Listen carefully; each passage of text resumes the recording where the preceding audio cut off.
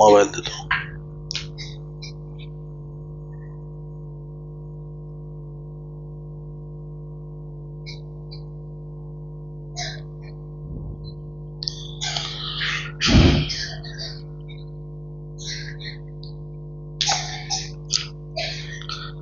السلام علیکم ورحمۃ اللہ وبرکاتہ۔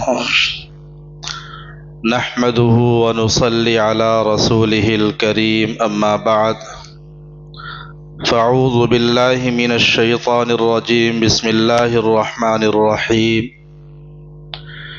یا ایہا الذین آمنوا توبوا الی اللہ توبۃ نصوحا عسى ربكم أن يكفر عنكم سيئاتكم ويدخلكم جنات تجري من تحتها الأنهار صدق الله العظيم۔ قال النبي صلى الله عليه وسلم التائب من الذنب كمن لا ذنب له أو كما قال عليه الصلاة والسلام۔ عزیز بچوں، ہم اور آپ ماہانہ اصلاحی مجلس مدرسہ اسلامیہ گلزار مدینہ کے خوبصورت مسجد میں اس اصلاحی مجلس میں بیٹھ کر کچھ اصلاحی باتیں، کچھ قیمتی باتیں سننے کے لیے جمع ہوئے ہیں۔ الحمدللہ آج اسی مجلس کے اختتام پر مدرسہ حاضہ کے 10 خوش نصیب طلبہ تکمیل حفظ قرآن مجید بھی کریں گے۔ میں آپ کے سامنے تھوڑی دیر کے لیے بیٹھ گیا ہوں، مولانا کی آمد تک میں کچھ بلا ترتیب کچھ باتیں آپ کے سامنے عرض کروں گا اور مولانا کے آتے ہی میں اپنی جگہ لے لوں گا۔ بچوں سے گزارش ہے کہ وہ خاموش بیٹھیں، باتیں نہ کریں۔ میں نے خطبے میں قرآن پاک کی ایک آیت تلاوت کی اور ایک حدیث کی میں نے تلاوت کی ہے، دونوں کے اندر توبہ سے متعلق باتیں ہیں۔ قرآن پاک کی جو آیت میں نے تلاوت کی ہے، اس میں اللہ تبارک و تعالی کا پاک ارشاد ہے، یا ایہا الذین آمنوا توبوا الی اللہ توبۃ نصوحا، اے ایمان والو توبہ کرو سچی توبہ، عسى ربكم ان يكفر عنكم سيئاتكم، امید ہے کہ اللہ تعالی تمہارے گناہوں کو معاف کر دے، اور وَيُدْخِلَكُمْ جَنَّاتٍ تَجْرِي مِن تَحْتِهَا الْأَنْهَارُ، اور وہ اللہ تمہیں ایسے باغات میں، ایسی جنت میں داخل کرے گا جس کے نیچے نہریں بہہ رہی ہوں گی۔ اسی طریقے سے میں نے حدیث کی تلاوت کی، التائب من الذنب کمن لا ذنب لہ، نبی پاک صلی اللہ علیہ وسلم کا ارشاد گرامی ہے کہ توبہ کرنے والا ایسا ہے کہ گویا کہ وہ گناہ کیا ہی نہیں۔ گناہوں سے توبہ کرنے والا جب وہ سچی توبہ کر لیتا ہے تو وہ ایسا ہو جاتا ہے کہ اس نے زندگی میں کوئی گناہ، کوئی غلطی، کوئی لغزشیں کیا ہی نہیں۔ میں ایک واقعہ سناتا ہوں، چونکہ بچے واقعہ بہت غور سے سنتے ہیں اور واقعہ کی روشنی میں بات جلدی سمجھ میں بھی آتی ہے۔ جب انسان توبہ کرتا ہے تو اللہ کتنا مہربان ہوتا ہے، اس واقعے سے آپ کو معلوم ہوگا۔ مولانا رومی نے اپنی کتاب مثنوی میں اس واقعے کو ذکر کیا کہ ایک شخص تھا، حضرت عمر رضی اللہ تعالی عنہ کا زمانہ تھا. ایک شخص شروع سے بانسری بجاتا تھا، گانا گاتا تھا، آواز اچھی تھی، لوگ اس کے پاس آتے تھے اور اس کو سنتے تھے اور اس کو داد بھی دیتے، انعامات بھی دیتے. پوری زندگی وہ یہی کام کرتا رہا اور اسی سے اس کا روزی روٹی بھی چلتا رہا. مزید کوئی محنت کرنے، کچھ کاروبار کرنے، کچھ کام کرنے کی ضرورت اس کو پیش نہیں آئی. وہ اسی میں مگن تھا اور خوش تھا. ایک زمانہ گزرنے کے بعد جب اس کو بڑھاپا آیا، اس کی آواز خراب ہو گئی. جو اس کے اندر کشش تھی آواز کے اندر، وہ بگڑ گئی اور لوگ اس کی محفل میں آنا چھوڑ دیے اور اس کو نوازنا چھوڑ دیے. نوبت یہاں تک آ پہنچی کہ اس شخص کو کھانے کے لیے بھی مجبور ہو جانا پڑا، یعنی کھانے کے لیے کوئی چیز میسر نہیں. کھانے کو ترسنے لگا. غربت، تنگی، پریشانی آ گئی اس کو. انسان جب پریشان ہوتا ہے تو اللہ کو یاد کرتا ہے، جب تنگی اس کو گھیر لیتی ہے تو اللہ کو یاد کرتا ہے. اس نے ایک دن صبح سے کچھ ناشتہ نہیں کیا تھا، کچھ کھایا نہیں تھا. بھاگتا ہوا مدینہ منورہ کے ایک قبرستان میں گیا اور جا کر کے دیکھا کہ وہاں پر ایک گڑھا کھودا ہوا ہے. اس گڑھے میں جا کر کے بیٹھ گیا اور بیٹھ کر کے اللہ کے سامنے گر گرایا، رویا، ندامت کے آنسو بہایا کہ اے اللہ، میں پوری زندگی آپ کی نافرمانی کی، میں پوری زندگی بانسری بجایا، گانا گایا، کبھی آپ کا نام نہیں لیا، کبھی آپ کو یاد نہیں کیا. اب حالت یہ ہے کہ آج میں مجبور ہو گیا، غریب ہو گیا، کھانے کو میسر نہیں، کھانے کو ترس رہا ہوں. اے اللہ، اس موقع پر اب تو ہی میرا سہارا ہے، تو ہی مددگار ہے، تو ہی ہماری مدد کرے گا، ورنہ ہم بھوکے مر جائیں گے. بھوک لگی ہے، کھانا نہیں ہے. وہ قبرستان میں قبر ایک گڑھے کے اندر بیٹھ کر کے اللہ سے گر گرا رہا تھا تنہائی میں.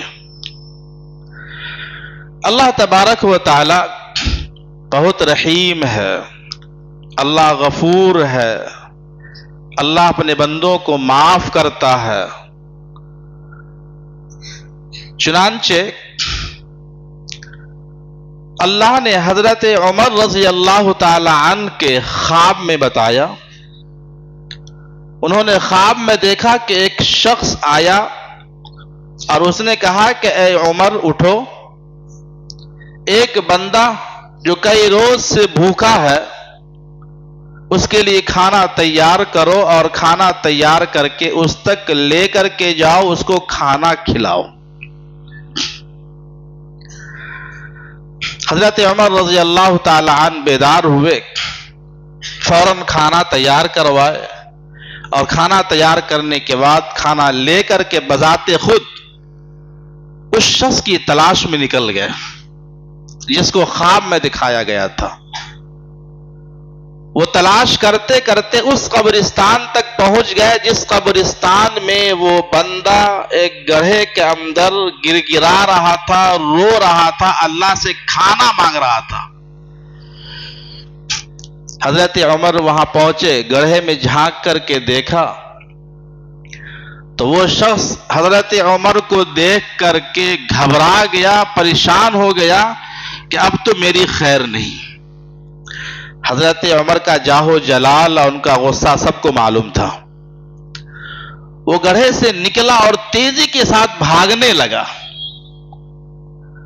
تو حضرت عمر نے کہا کہ رکو رکو، گھبراؤ مت، ڈرو مت، بھاگو مت، میں تمہارے لیے کھانا لے کر کے آیا ہوں، کھانا کھا کر کے جاؤ.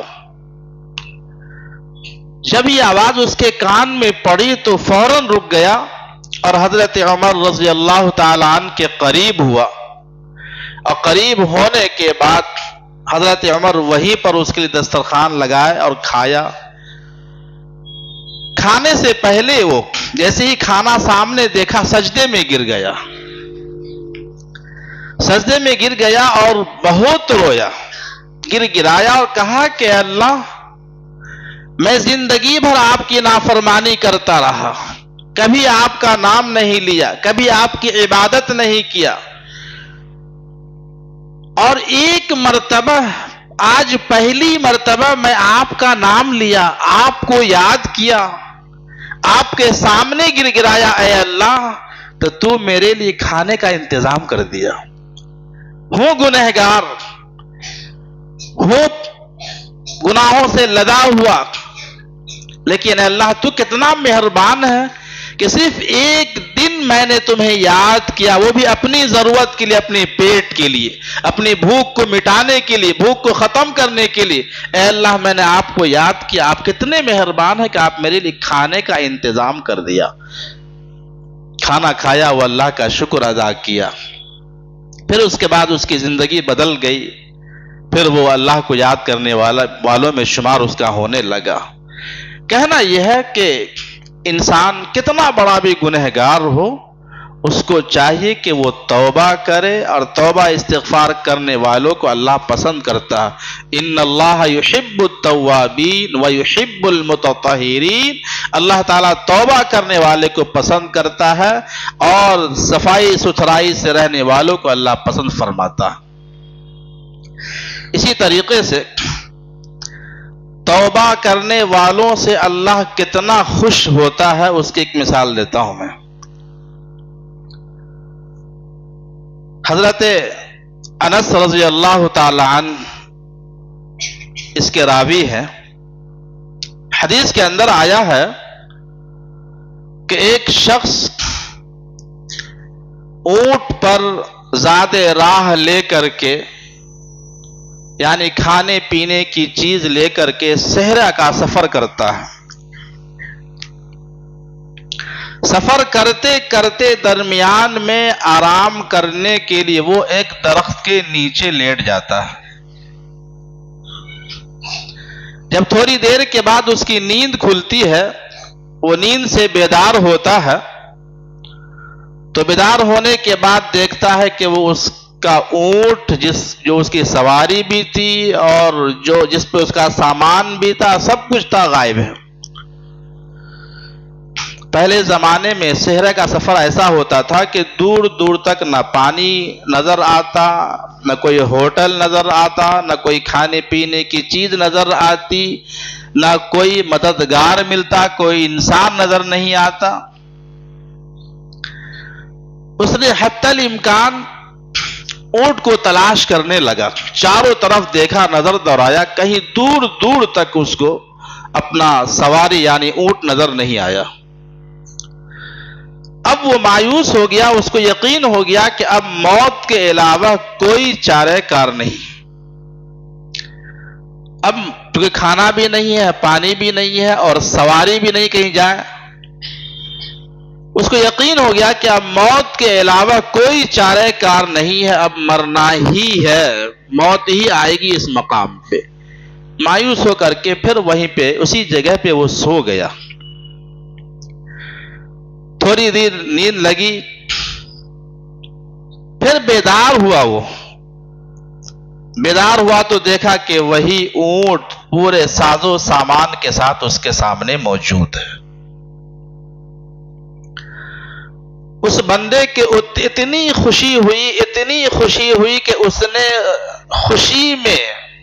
خوشی کے جذبات میں اس نے اللہ سے کہا کہ اے اللہ تو میرا بندہ، میں تیرا رب. الٹا بولا گیا اس کو.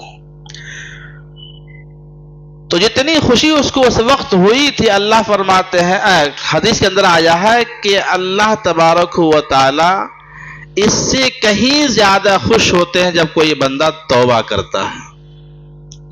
اس کے اونٹ مل جانے پہ جتنی خوشی ہوئی، اس سے کہیں زیادہ اللہ تبارک و تعالی توبہ کرنے والے بندوں کو پسند فرماتا ہے۔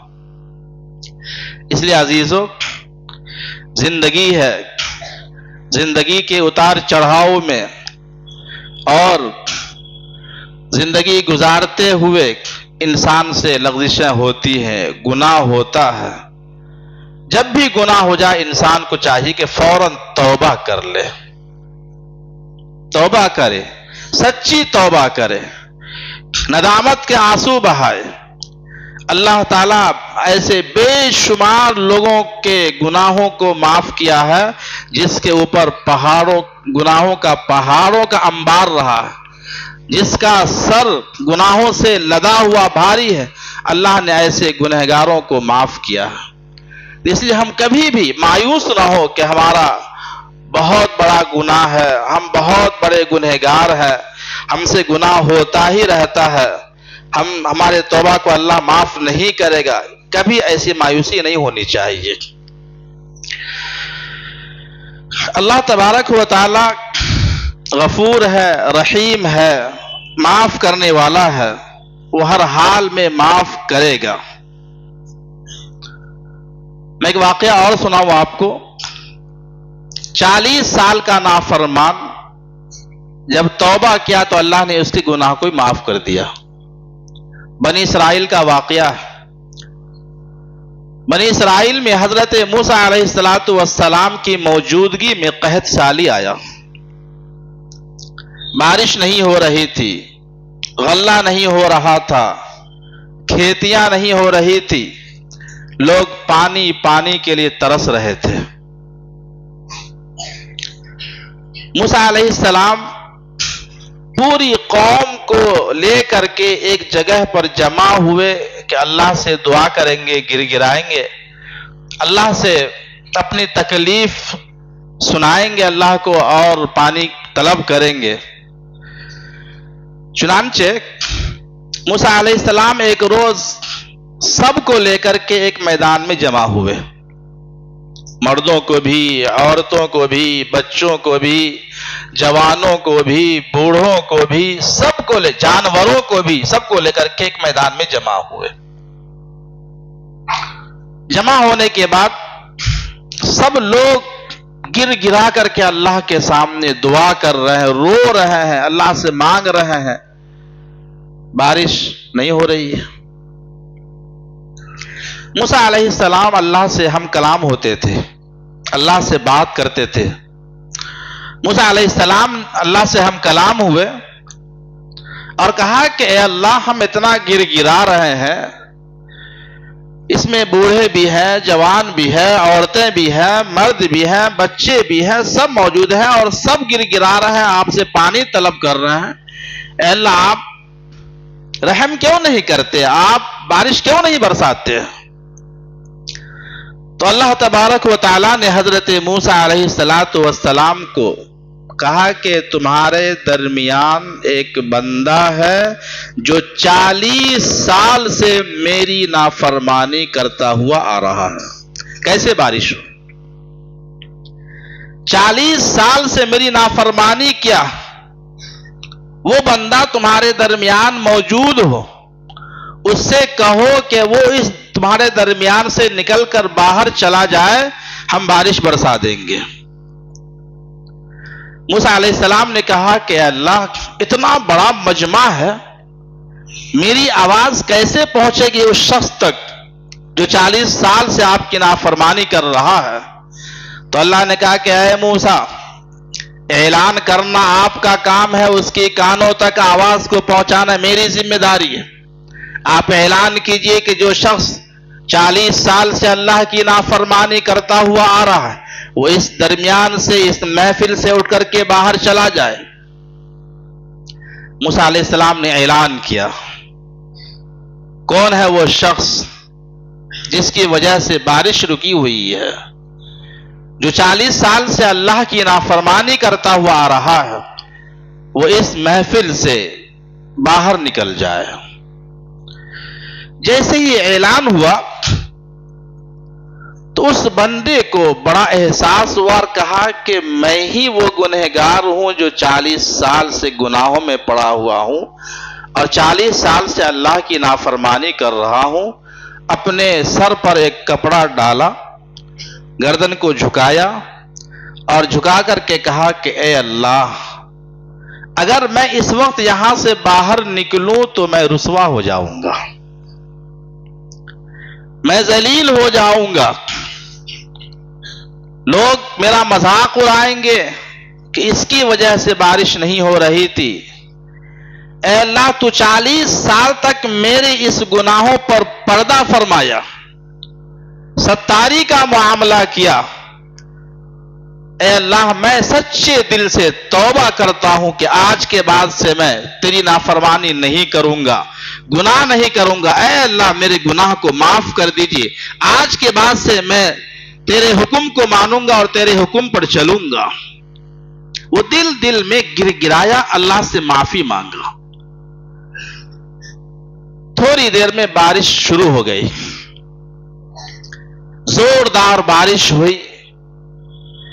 مجمع انتظار میں تھا، کوئی گنہگار نکلے گا تو اس کو دیکھیں گے، اس کے نکلنے کے بعد بارش ہوگی۔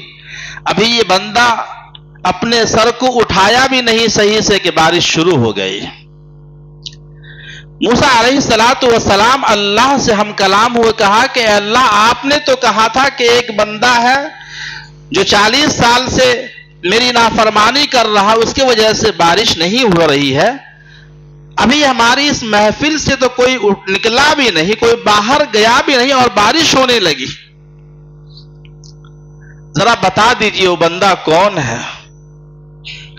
اللہ نے کہا کہ اے موسیٰ، جس بندے کی وجہ سے بارش رکی ہوئی تھی، جس کے گناہ کی وجہ سے بارش نہیں ہو رہی تھی، اسی بندے کی وجہ سے ابھی بارش ہو رہی ہے۔ اس نے سچی توبہ کر لیا، جیسے اس نے توبہ کیا میں بارش برسا دیا۔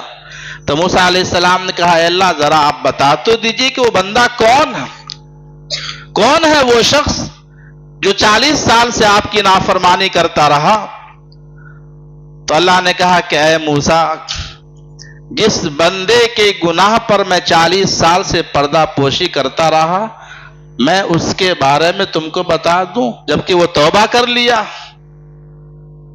ستار ہوں میں، چغلی کرنا، کسی کی برائی بتانا یہ میرا کام نہیں، میں ستار ہوں، میں پردہ پوشی کرتا ہوں، ستاری کا معاملہ کرتا ہوں۔ میرے محترم بزرگوں، عزیز بچوں، 40 سال کے نافرمان کو اللہ معاف کر سکتا ہے تو ہم اور آپ تو اللہ کے محبوب بندے، اللہ کے نیک بندے، اللہ کے حکموں کو ماننے والے، 5 وقت نماز پڑھنے والے، قرآن پاک کی تلاوت کرنے والے۔ اگر ہم سے کوئی لغزش ہو جاتی ہے، کوئی گناہ ہو جاتا ہے، شیطان کے بہکامے آ جاتے ہیں، تو ہمیں چاہیے کہ ہم گناہ سے توبہ کریں۔ اسی طریقے سے حسن بصری رحمت اللہ علیہ کی شاگردہ کے بیٹے کا واقعہ بہت مشہور ہے۔ حسن بصری رحمت اللہ علیہ کے شاگردہ کے بیٹے کا واقعہ۔ ایک لڑکا، ماں بہت نیک تھی، دیندار تھی، اس کا باپ فوت ہو چکا تھا۔ ماں اپنے حد تک اس بچے کی نگہداشت کرتی رہی، اس کی نگرانی کرتی رہی، اس کو سمجھاتی رہی، دینی مزاج اور دینی ماحول میں ڈھالنے کی کوشش کرتی رہی، اور حسن بصری رحمت اللہ علیہ کی محفل میں جانے کے لیے ہمیشہ اس کو سمجھاتی رہی کہ اللہ والے ہیں، اللہ والوں کی محفل میں جانا چاہیے۔ لیکن وہ بچہ گھر کے ماحول سے جب باہر نکلا، جب تھوڑا بڑا ہو گیا، تو اس کا دوستانہ غلط بچوں کے ساتھ ہو گیا، غلط قسم کا دوستانہ اس کا ہو گیا، اور انہی کے ماحول میں وہ بچہ ڈھلتا ہوا چلا گیا۔ میں اپنی